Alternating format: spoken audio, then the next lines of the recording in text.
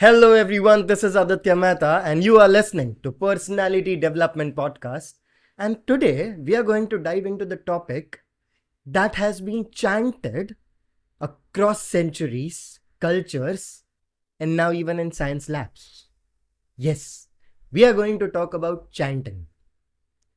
Whether you are a person who has heard a Sanskrit mantra echoing in a temple, or you must have heard someone humming a mantra while doing yoga, it feels so grounding, right? But why does it feel that way? To help us break it all down from the basics of chanting to the science behind it, why it calms us, why it uplifts us, and also why sometimes it sharpens our brain, we have a very special guest with us. She is Natasha Tibrewal. She is someone who blends tradition with deep understanding. So, whether you are a someone who has been chanting since forever or someone who is just curious about whether this whole thing is for real or not, stick around because you are going to love this episode. So, without any further ado, let's get started with the episode. But before that, make sure to hit that subscribe button so that you don't miss out any future episodes of this podcast. So you do that while hearing to this intro music while I'll bring Natasha on this podcast. Here we go.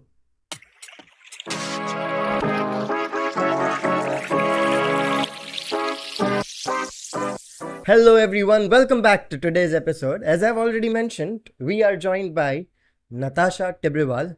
So hello Natasha, how are you doing today? Hello, Aditya. I'm doing very well. Thank you for asking. How are you doing? I'm doing pretty amazing, pretty excited to talk about it because, what we are going to unpack together today, it's something which I'm deeply interested in. And today I'm going to learn, and of course, with my listeners, I'm going to learn more about it. So I'm pretty excited. And firstly, I would like to say thank you for being a part of this show, taking My out your pleasure. valuable time. My pleasure. Wonderful.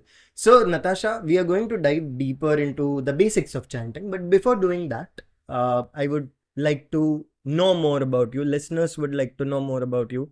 If you can give your detailed introduction. Hello, everyone. I'm an Iyengar yoga therapist and a mindfulness coach, a Vipassana meditator, and I would like to call myself a student of Veda and non-Veda chanting. So my journey has been started from yoga, and I've slowly started deep diving into from yoga asanas to pranayam to meditation, and then into the world of the Nadi yoga, and which is also the topic for today, how chanting helps us. That's wonderful. That's to the point introduction. I really love that introduction. I'm going to do a work on my introduction as well next time onwards because I really like this one. Wonderful. So, getting into chanting, okay, the very first basic question what I want to ask is how do you define chanting? Because there are so many versions of chanting, there are so many definitions to chanting. What is exactly chanting according to you and according to the Vedas that you have studied? That's a beautiful question that you asked me because if I tell what I do, and that's the first thing that comes to anybody's mind. So, could you actually tell me what do you understand when this word chanting comes to you? Like, what is your understanding? Because it's an English word. Yeah. So, what do you think when you hear chanting? I just hear about, let's say, I initially what I did was I was getting confused between japa and chanting. Okay, so on the very initial level, I used to say that japa is nothing but chanting. Very true. That's Okay, actually very true. yeah, but at the same time, now I've talked to multiple people about it, and they said chanting is something when you chant mantras, Sanskrit mantras specifically, that's about chanting. But I could be completely wrong over here as well, or completely right. I don't know that. Okay, so let's understand the term chanting. Chanting is an English word. If a layman would hear this word, the first, literal translation of the word would be to chant something on a repetitive basis. But here we are talking in the context of a spiritual practice. So, in a layman's term, chanting is a spiritual practice wherein you take a word, a phrase, and you keep on repeating it. So, it's a repetitive practice, repetitive spiritual practice done with an intention. Now, the intention can be varied. It can be an intention to get the focus of mind, to get the clarity of mind, to invoke divine power, or to connect with the consciousness. That's a very simple term, and I think being in India or otherwise, we all have grown up in homes or in our surroundings wherein whether we would want to or not want to, we are introduced to chanting right from the time we are born. Right, Whether right. and it is not religious, it is not related to or specific to a religion. You would hear chanting in every religion. So that's what is chanting. So very well said. I mean, that clears a lot of doubts in my mind, obviously, and that's a lot of value that you have added in the first question right over there. Now, the second question, which normally comes in everyone's mind while chanting as well, because after doing chanting, we sometimes feel calm. Okay, sometimes we feel more energetic. Sometimes we feel like we are healing. Sometimes it sharpens our brain. So there are a lot of things that happens after the chanting. Okay, what does it do with the brain that it actually does all these things? So how it affects our nervous system or brain like that? I'm so glad you're asking such questions, because the beauty of the question is that it comes to everybody's mind, whether they are teachers, whether they are students, or whether they're starting their journey. So before we deep dive into that, we have to understand first that what are we talking about when it talks about chanting? Because chanting can be anything. And you beautifully mentioned in your first question about japa. Yeah. So we have to go into that first, I believe. Okay. So when we are talking about chanting, what are we talking about chanting? Okay. There is japa, there is mantra, there is Veda mantra, there is non-Veda mantra, there are shloka, there are sutras, there are many things. It's a very, very vast subject. So I would like to bring the attention of everybody who's listening to this podcast with the most layman terms like, the japa, which we have seen everybody. It could be either a one syllable or a two syllable words. Right. For example, Radha, Radha, Radha, Radha, Ram, Ram, Ram, Hare Krishna, Hare Krishna. It could be any of these things. So what is japa? Japa is when you take one word or two words and you are repeating it continuously. So when we are talking about that as chanting, that's like one aspect. Then there are sutras. For example, Yoga Sutras. Yogas Chitta Vritti Nirodha. That's one of the sutras. Right. So I'm not going deep diving into what are the sutras, but telling on a superficial level, sutras mean threads. So they are written in like single, thread format. Then we have shlokas, like Bhagavad Gita. Okay. And then we have suktams. And we have stotrams, like Vishnu Sahasranama, Lalita Sahasranama. Or we have simple stutis, like Rama stutis. So let's understand this, that we are talking about a technology, a software, and there are different types of subcategories into it, and each of them is catering to a level of the person who's doing it, depending on his or her capacity and also with the intention we are doing it. Now we come back to your question, which was about the science behind it. So depending on what you're chanting, with the bhava, with the intention, and whether it's given to you by a guru or whether you are allowed to do that chanting, so you're chanting in general, and with the number of times you have done that in a certain way with the intent, it's going to affect your brain. Okay. And that is where it comes to that how chanting affects your brain. Because now we have to come to the format wherein how does the language plays an important role, which is I would like to bring to your attention. It's not Sanskrit, it's Samskrita. It's unfortunate for India that because of the colonization, because of British, and because of losing a lot of our, knowledge that got manipulated. In today's time, Sanskrit and Samskrita, both are considered correct. Okay. But the original term and the word is Samskrita. This is because when you write it in Devanagari script, it's Sa, and then after that there is a Anuswara. And the chanting rule says, or the Samskrita rule says, that it would be pronounced as Makara and not Nakara. But it's as simple as that, because majority of the people start saying something, we start believing the same one. So a few years back, somebody had filed a petition to Supreme Court, and I won't be surprised in coming decades, just like so many city names got changed, and we are going back to the roots of India, and we've started being proud of, a lot of things, so it might be changed. But for now, for the ease of everybody, we would keep on changing between Sanskrit and Samskrita. So no offense there. Of course. So yeah, So you are getting into the language and now the science behind it that you are going to yes. say. So before I start with that, I would like to ask you, Aditya, do you have any understanding of the language Samskrita or Sanskrit? No. Have you studied it in your school or Hindi?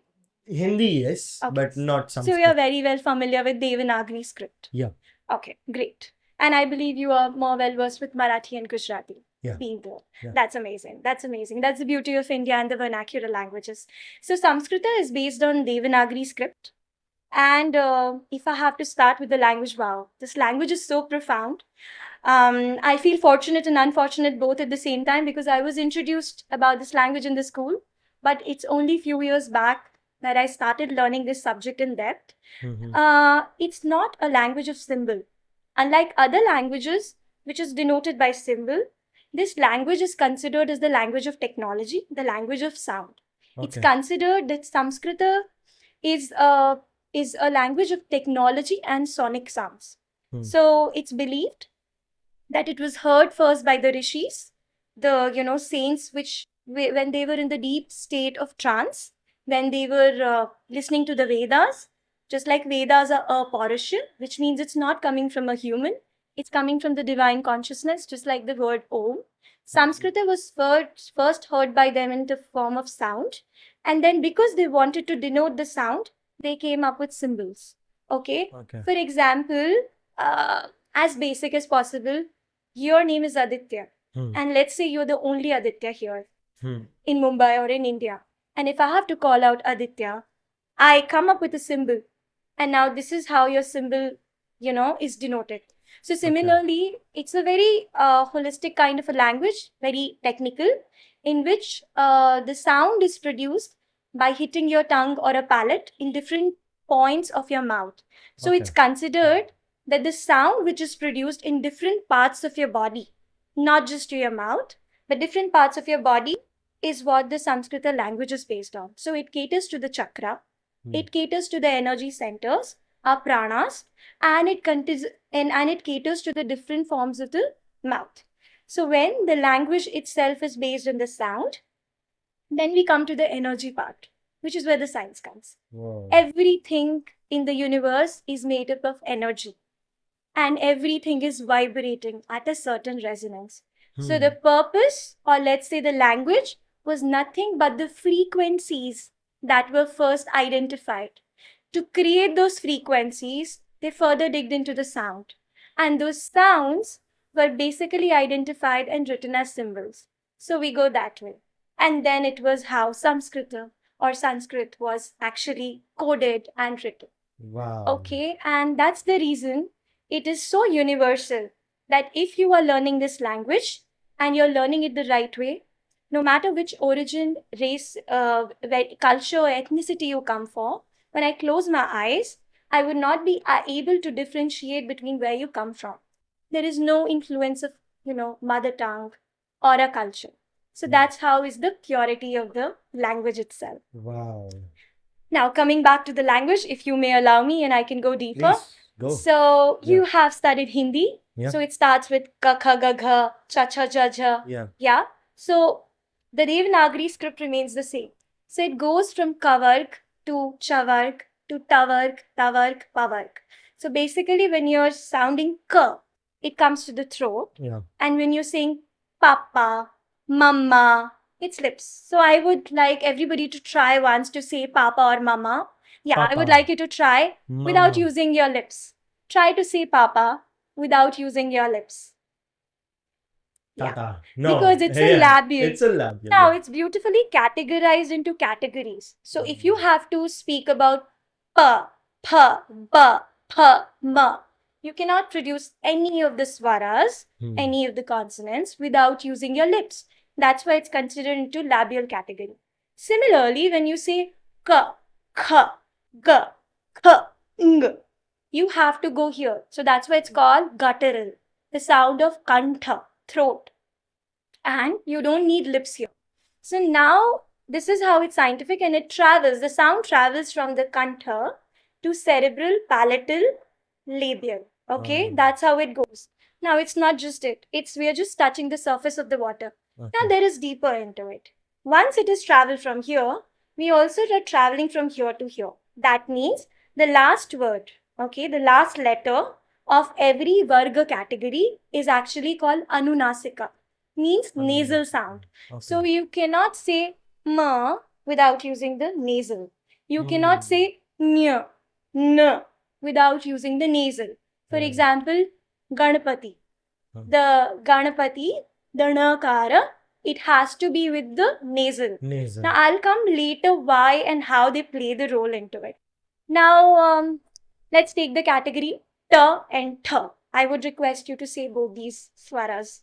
Ta. Ta. Do you feel any difference between Yeah. these two letters? Yeah. Can you tell So, me? ta is pronounced when your tongue is basically touching the upper part of the mouth, whereas with tha, it's near to your teeth. Okay, so yeah, that's how it is. No, actually, it's in the same category. It's in Ta, the tha. tha. Okay. I'm not Tha. saying tha, I'm saying tha. So I'm Yeah. saying, okay, use the term tha and tha. Tha. Tha. Oh, yeah. So you have actually Yeah. identified something more beautiful, which was my next question.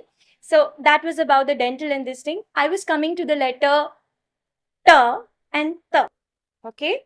Ta and ta, or ta and tha. So this is where the beauty of prana and mahaprana comes. Okay? Okay. The one ta requires you the force, but tha requires you extra force. And this is where you're using a lot more of your pranic energy Huh. and exhalation. So Hmm. this can go on and on. course, So I don't yeah. want to bore you people with Sanskrit language, but this is how nuanced the subject, the language is. And that's the reason it's been studied by NASA scientists and all the people who are studying about AI. And this is so scientific, this is so versatile that, you know, when you're doing the coding and you're creating any computer language, this is the first language that comes to the mind. It's also the oldest language. And that reminds me, let's talk about one thing more interesting. So English language, which is so familiar. So any idea which is the longest word in English language? No. Or any guesses how many alphabets would be there? I think there was this one word which I have seen on a reel. I forgot that word, but it was between Steve Harvey and some small kid, and they were playing a game of spelling bee. Okay. So yeah, but I can't remember that word right now. But approximately, let's say that word might have 22 letters. I love the fact that you watch Spell Bee and you're so well read, Aditya. So if I may, without fumbling, the word is Pneumono-ultramicroscopic silicovolcanoconiosis. that's one of the word in English, one of the longest one, and it has 45 characters. And any guesses? How many will be there in Sanskrit? No. Any wild guess? Let's say 60. That's a good guess. That's pretty wild guess. A little more. 95. Okay. Very close. It's actually 100 plus 95. 195, 195. but hang Okay. on. That's in Devanagari script, which means in Roman alphabets, it's 428. Wow. Can you pronounce that word? I guess I will take a decade or maybe more to learn and reach there. So that's the power of the language. Okay. So yeah, that's where we were talking about Sanskrit. But the purpose of mentioning it, I'm sure there are other languages and they might have come up with, longest words in Guinness World and otherwise. The point is that when you chant shlokas and stotrams, these and also Veda mantras, the words are very big, with a lot of combination of alphabets. Right. And in order to pronounce it, you have to pronounce the whole sentence in one line, which means you inhale, and when you chant, it is one exhalation. So imagine the length of the breath. So what happens is that the pranayama in itself is happening. And people, I feel that anybody who is doing the correct ucharan of Sanskrit language, so they will not have problems like, lisping, stammering. It would be cured. Even musicians, we do sargam ka riyaz, shastra sangeet. We are doing all of this, so it's beautifully knitted in it. So now we were coming and talking about Sanskrit and the science, right? So like I told you, it's a technology. It's a complete a technical language. So what happens is when you chant these mantras, okay, whether it's as nuanced as big words or as simple as Rama Rama, Hare Krishna, Hare Krishna, Hare Ram, Hare Ram, Om Namah Shivaya. What happens is that these are beautifully coded words, okay? And when they are chanted, what happens to the brain? So in our brain, we have brain waves like alpha, beta, gamma, theta, delta, right? So our default mode of brain is thinking. The moment we are born in this world, the moment the brain becomes active, it is thinking. All the yogic practices or any other spiritual practice is to reach the mental stage wherein the thought becomes lesser, lesser, lesser to a point wherein it becomes nirodh. It stops. There is cessation of thoughts and mind. That is the shunyata, the emptiness. That is what all these rishis could achieve, right? And in that shunya stage, the emptiness, you are connected with the consciousness. So, Aham Brahmasmi, when we say I am the creator, we are the form of the creator. So, both becomes one. We are part of divine and divine to divine. It's connection. So, coming back to this, any simple japa or mantra, or you have learned from a Guru Shishya Parampara, the chanting, when you do it on a repetitive basis, the beta waves, it starts reducing. Okay? The beta is the one which is responsible for overthinking, anxiety, and all these things. And the rest and digest mode, okay, which is gamma, and the alpha, which brings the clarity of mind and decision making, it starts increasing. That's what is the first stage. Because what happens is, let's say you're stressed, you had a bad day. It could be even the good day, but you're overthinking about something. It could be as simple as that you had a fantastic day, you got promoted, or you've just come back from a date. Okay, I'm telling very relatable examples. Or let's say a bad day, you just got fired. Okay, or you're planning on something, a startup. Any of the things, good or bad, you are in a thinking mode. And the thoughts are coming like back to back, back to back, back to back. So you're not mentally at rest. Now suppose you are just started to doing japa and you are mindless, aimlessly doing. So the beauty of japa as compared to other mantra tradition is that there are no rules for it. Anybody can do it. There are no rules where you should do it, how you should do it. Even if you don't have a devotion towards it, that's why it's very beautifully said in our Shastra that if you can't chant Rama, even if you chant Mara, Mara, Mara, Mara, Mara, it will make you reach there. So that's the beauty of it. So what happens is when you're doing chanting, suddenly, without realizing, your mind will start getting focused towards it. Okay? So it's as much as like you are sitting and somebody's teaching you pranayama, but different medicines from different people, right? Different types of teaching for different students. Some work on carrot and stick approach. Some work with love, empathy. So depending on that. So that's what happens. So when you're doing a chanting, it starts developing the prefrontal cortex of the brain. Okay? So when that's happening, along with the rest and digest mode, which is not something my findings, it has been done in EEG and all these MRI scans and everything. There's been several research papers on the most common ones, Gayatri Mantra, the chanting of Om. So that's happening. Now, my thing is that why do you have to get into so much detail into the science part? Because what we do is, we bring our intellectual mind, we try to dissect everything from science, prove it, and then we want to accept it. Instead of that, what our tradition says, you just do it. Even if you don't have faith, you just act on it. It's karma. And if it resonates with you, you continue. If you don't resonate with it, leave it. But what do we do? Why should we do it? What is the benefit? Now, do I have the capacity, or do a general layman has the capacity to understand alpha beta games, waves? Do a general person have the capacity to study the reports? Do we go to the doctor and say, do my x-ray, explain to me where is my bone marrow, where the neurons are happening? We just take the medicine. And we say, will it heal it? We have surrendered to the God. We come back, the doctor's medicine work on us, the allopathy work on us, or whatever medium we went, we go back.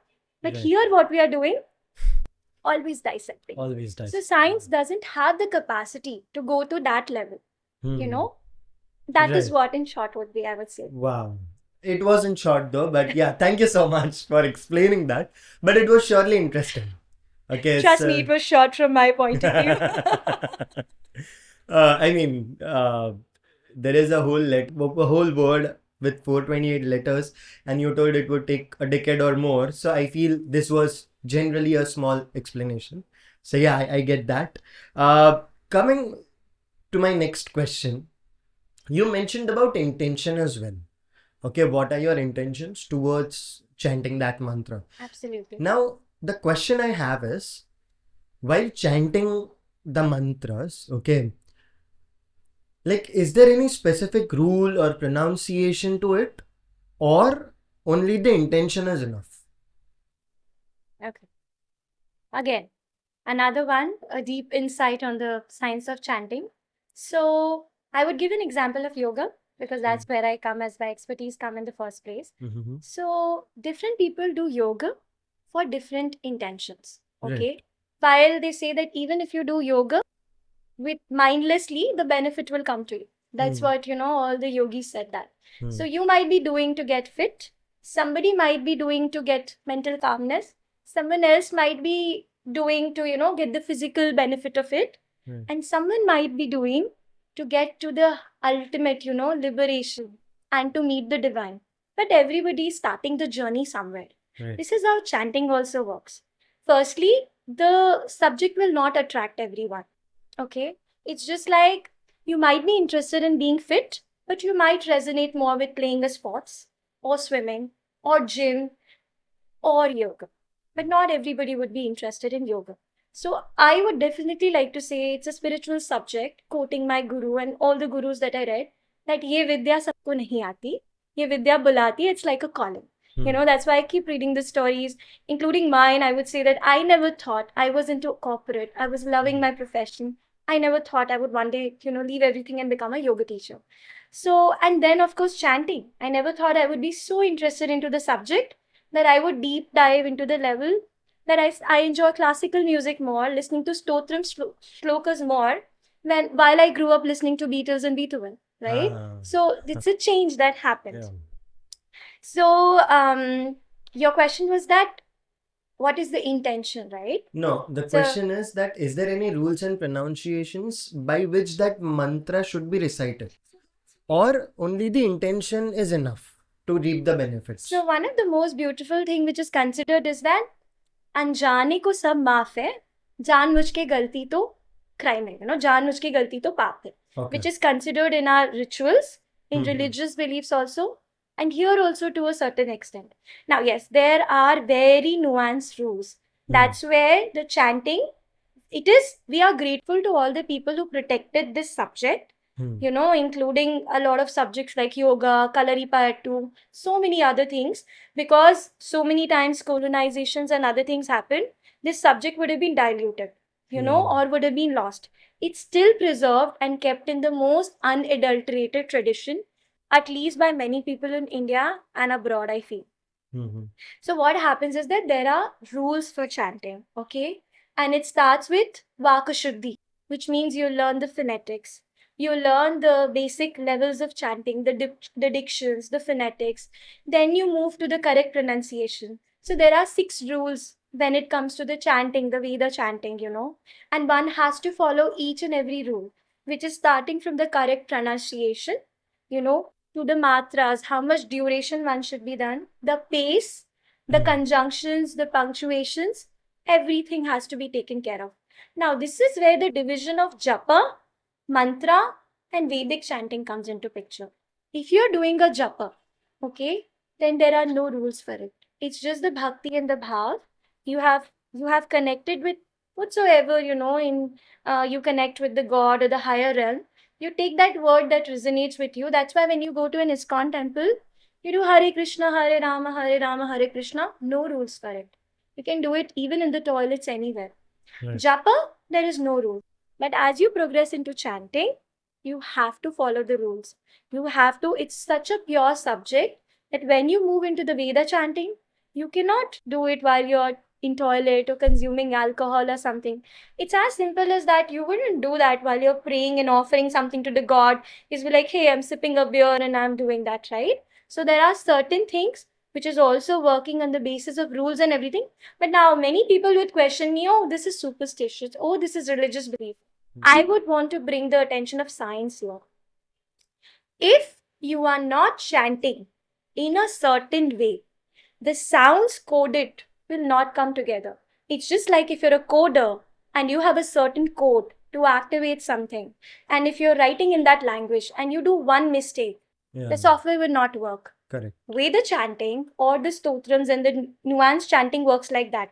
Only when you're pronouncing, following all the rules, then the sound is pronounced, due to which there is a vibration created, a resonance created, and whatever invocation of that energy has to happen, it will happen. I would like to quote the recent example. I'm not sure if it should be a part of, the podcast, but recently India and Pakistan, it's unfortunate how, the countries went through something which was not very pleasant situation, but had to. And I was watching a reel wherein they were talking about how Indian army was doing, the Shiva Tandam Stotram. Yes. Anybody who chants Shiva Tandav Stotram in the correct way, it will evoke a kind of, fearless energy. It has to happen. You Okay. cannot chant Shiva Tandav and be like Bhakti, like Krishna and Radha and something like that. No. So that's one of the most simple example. If you don't believe in it, I would request anybody, even if you listen to it, merely by listening to it, it creates an aura around you. Because Shiva, the fearless, the destructor. So all these deities, according to what their personalities and identities have been. For example, all the kavacha. You must have heard a lot of kavacha. Yeah. The word kavacha means protection. So all these kavacha has a meaning to it, has a reason to it, and what they are doing in scientific terms, they are creating the frequency. Anybody who's interested, they can read about Schumann's frequency. They can study about this thing.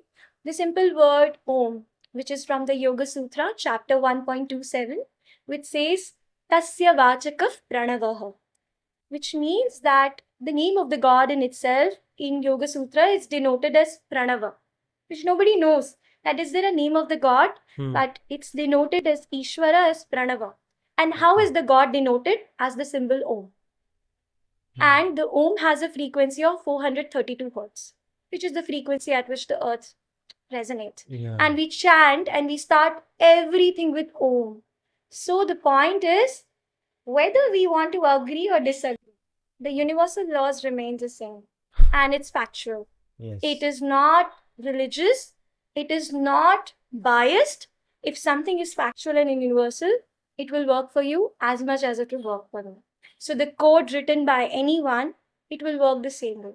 So that's in short is about, chanting and its science. Wow, that's really insightful.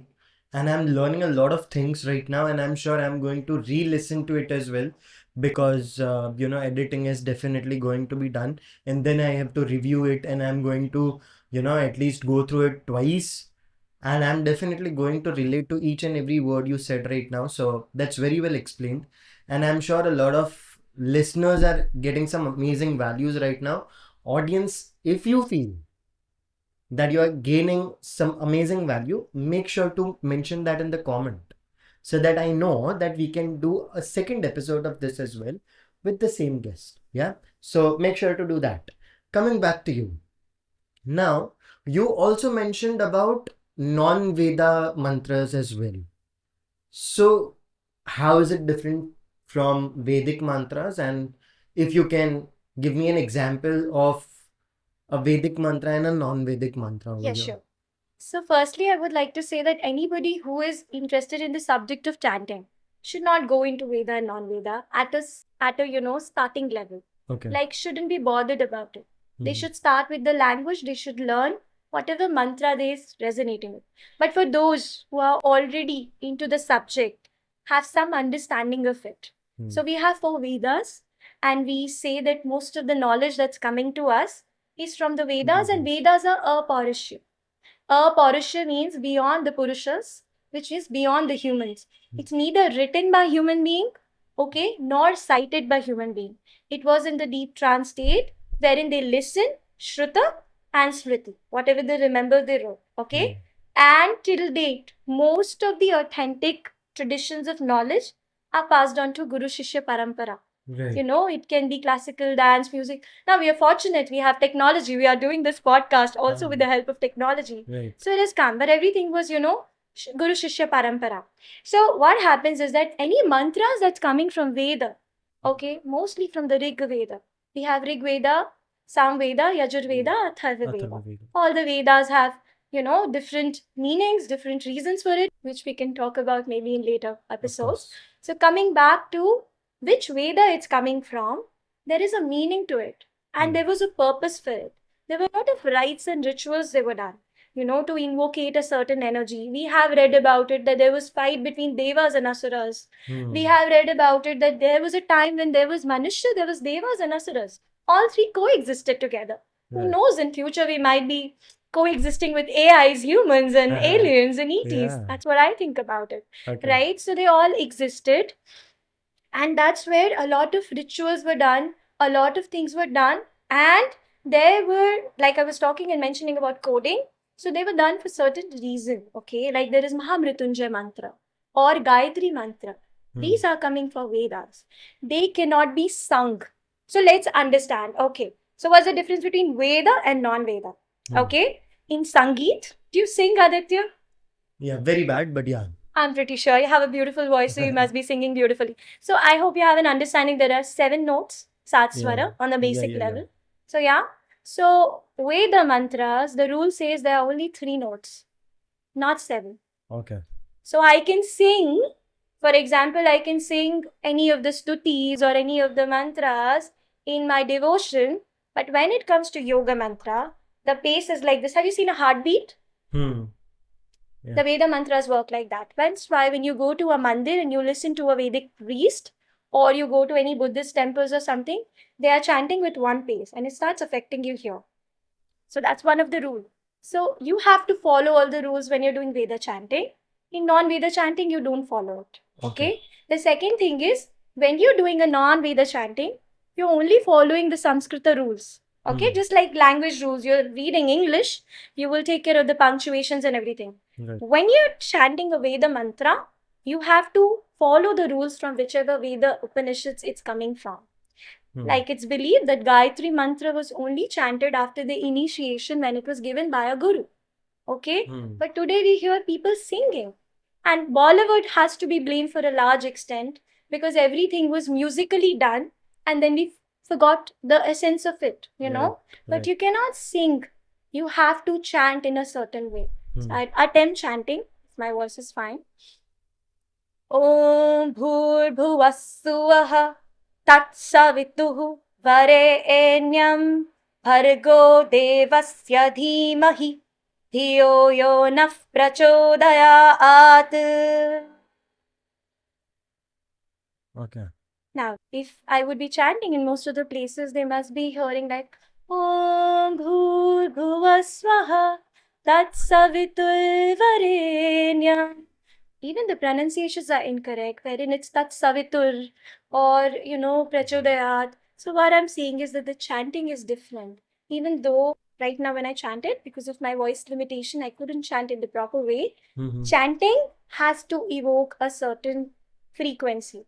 So that's the difference. So anybody who's learning and will go to a correct place to learn, they would be introduced with the basic levels. Once they have done the Vak Shuddhi, then they go to, it's just like you go to a school. First you learn alphabets, then you learn words and letters, then you learn sentences, paragraphs, then you are adept and you can read any language. Right.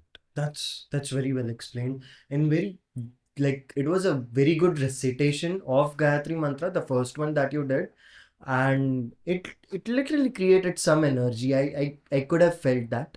So genuinely, it was pretty amazing. The feeling was pretty amazing. Coming to the part, and I'm sure this must be a question for a lot of people out there, because currently, see, there are many people who cannot follow that exact rule. So the question over here is, can we just listen to it and reap the benefits out of it. That's I would say that's one of my favorite questions you asked. Acha, okay. That's really lovely. Okay. So actually that's beautiful, genuinely. So there can be, I think, certain aspects and paths to it. So you're saying that somebody who's a beginner and interested and cannot follow because of the limitations of time. Could you just elaborate the question? Yeah, I mean, you see, in Mumbai specifically, people travel for 2 hours, okay, just to commute from office to home and home to office, right? And they won't be going to a particular guru and learn all these things because it's a lot of efforts in Mumbai, especially. Or else they will have to wake up early and go to a particular ashram and then learn all the things. So there are times where they are not able to learn those things. Of course, there are many things, okay, which comes into the picture. Now, they don't know the exact pronunciation of the mantra, like the way you mentioned Gayatri mantra. They really have to learn that pronunciation. They really have to learn how it is being recited. They don't know that. Absolutely. Even Okay. I didn't know it till I Okay. started and learned Yes, about it. right? And I would say I'm still learning. I Right. have a long way to go. Right. But let's say if someone, let's say me, okay, if I want to have some benefits, create that energy, but I cannot recite it as better as you did, okay, what I have to do is I can at least listen to it. Okay, let's say I recorded yours and I listen to it. Will it be enough to actually get those benefits and get that energy as well? Very nice. Okay. So let's break it. It's a very detailed question and it has a lot of layers, I feel. So first and foremost, anybody who listens to any of the mantras, especially Vishnu Sahasranama or Lalita Sahasranama or Lalita Trishati, with the correct pronunciation. And there are many beautiful, Vedic chanters and like many people who have chanted, and there's there on YouTube. If you just play it at home, it's going to bring that energy. That's why in COVID times, a lot of people were playing these stotrams, they were playing Mahamrityunjay mantra and everything. It's going to benefit you. Okay? Anybody who's listening, because right now we spoke about science. It's energy. If I'm chanting and you are around my aura, we actually didn't touch base on the body energy part. Our body is made up of 70% water, right? So when you know about cymatics, tuning fork frequency. So if two forks are tuned, only when they are tuned in the right frequency, they would start tuning. Otherwise, they will not. Okay? So what happens is that your body is 70% water. So it's going to vibrate. So even if we go to somebody, a temple, a place wherein the priest is chanting, and our electromagnetic field, our body energy field is around the person, they are creating the aura. And the aura expands of these people. The moment our aura gets in touch, it's all scientific. A person who's interested can read about it. It's going to impact. In a layman's term, you go around a negative person who's cribbing, complaining, you suddenly feel drained. You walk into a room, sometimes you feel very positive, sometimes you feel very negative. Right. It's all about the aura. So anybody who's playing the chanting, mantras, is going to get benefits. Anybody who enters the room where somebody is chanting, if nothing, just Om. You go to any temples where there is kirtans happening, in japas happening, you will feel the benefit. Now let's come back to the second point. If anybody is interested, will it be enough? Right? Now, enough is a very subjective question. You look very fit. I don't know what kind of workouts you do, how conscious are you about your health. So if you are very health conscious and you like to eat healthy, and now you want to dig deeper into it, you might want to ask somebody who has a knowledge. You might go to YouTube, you might go to Google, you might buy books. These are some secondary sources you'll find. Right.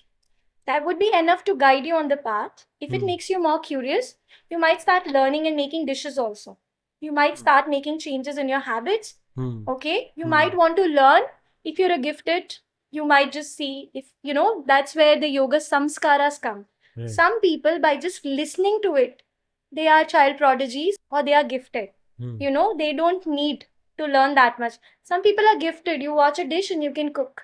Okay, maybe podcasting came very naturally to you. Yeah. Maybe you didn't need any courses, while some people have to learn. So one is the gifted part where we call samskara. the Hmm. accumulated karmas of our past lives, okay? Hmm. But will you be enough? Will you be adept enough to be a nutritionist without learning a course, anything? And now I have some problem. I'm diabetic, and I say, Aditya, maybe you might still make some dish for me, and I feel good. But would you be able to prepare a chart and all of that? No. Of course not. Yeah. So that is where it comes. If you want to learn, or if you want to become a surgeon, can you just listen and watch some videos of surgery and become one? No. No, you won't be. Okay. Hmm. So that is where it would be a lie if I say that yes, you can learn. You have to go to a guru, you have to go to a teacher, Right. you have to learn. Even I feel for yoga, Hmm. I started my journey wherein I was just curious and I was watching, and the most fanciest pose attracted me, which was headstand. When I started learning, till date, I find the easiest pose to teach online is headstand. And I say the most difficult pose is to learn to do shavasana or sit in padmasana for half an hour and meditate. Okay? Because that is just standing on your head upside down. But you're calming your mind and you're sitting idle in the most idealistic, easy pose, and you would be like, all kind. So if you want to learn chanting, you have to start step by step. If your intent is to understand the subject, go deeper into it. Even if not, you have to learn. If you want to start as basics, start listening to it. Okay, maybe gather some info, learn about it. So that was beautifully explained, and I really appreciate you sharing all the things so honestly and so detailed. I really, really appreciate it. Now it's time for a community question. Okay, so let me tell you what community question is. Okay, first. So we have a small community on WhatsApp. Okay, where I post about the upcoming experts who are going to come on the podcast, and if they have any questions. Okay, and whatever questions they ask, I ask them to the experts on their behalf. So there is this question by Mr. Sahil Thuval, and he has asked, do you think that chanting will ever get into mainstream science? That's an interesting question. Yeah, it is. Okay, what's the name? Sahil. Sahil Thuval. Thank you, Sahil Thual, for asking this question for us and for everybody to know about it through you. Mm.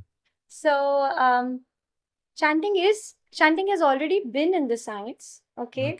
Because if we talk about the alternate medicines, so many therapies that are coming, apart from allopathy and homeopathy and Ayurveda, we do have a lot of healing kind of modalities wherein sound waves are used. Okay, there have been so many evidences of case studies and researches wherein people suffering from ADHD, anxiety, PTSD, there have been experiments done wherein they've been put into small focus groups continuously for 21 weeks or 21 days or a certain hours. They have been asked to either chant or listen to Gayatri Mantra. I would request the viewer and also the person who asked to go through these, and maybe after the podcast, I can share those relevant links of the case studies. So they have beautifully benefited out of it. And they did a focus group and non-focus group wherein they saw, and like I was quoting in the starting, that how the alpha, beta, and gamma, the waves, changes. So what's happening is that there are many people who have this belief, and there are places wherein they have the capacity and they are going for the healing of such things. It's like it's going to be there. I am not an expert to comment on it, but my understanding and point of view would say that as much as the medical science would be there, the medical science has and will be recognizing it, and it will parallelly exist. And it will co-parallelly exist. And people, just like Ayurveda and allopathy and homeopathy exist, in the same way, all kinds of the chanting is going to exist. But whether in terms of the mainstream science, in terms of healing, I would say that chanting is so vast that reducing it just for the benefit of healing is like me telling yoga for weight loss. No. That was a good one. Very well said. So guys, okay, that, and you know a lot of things now after this episode. So make sure to hit that subscribe button, because we are going to come with lots and lots of such episodes. And also, this is going to be my last question. Okay, if anyone wants to connect with you and ask more questions, where can they find you on the internet?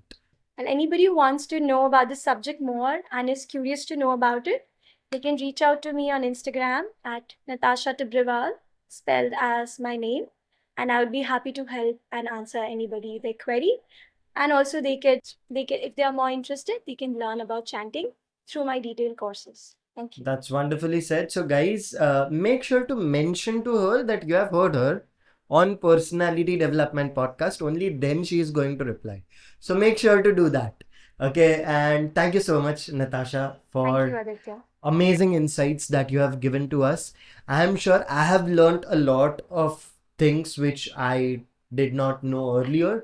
So, I am pretty fortunate to sit over here and ask questions. And honestly, all the listeners who are listening to this are fortunate that they are listening to this. So, thank you so much for the amazing insights that you have given to us.